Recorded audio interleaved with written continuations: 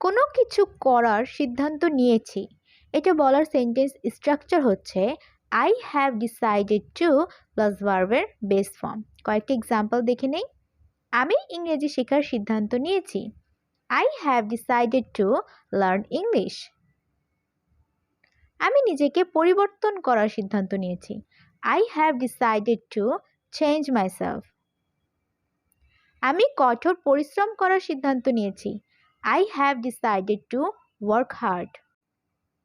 যদি বলি আপনি জীবনে এগিয়ে যাওয়ার সিদ্ধান্ত নিয়েছেন, তাহলে হবে You have decided to move on.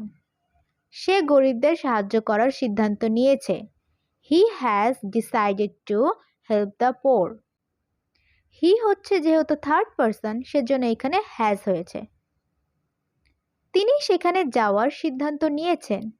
She has decided to go there. হামিম লাইভে ক্রিকেট দেখার সিদ্ধান্ত নিয়েছে।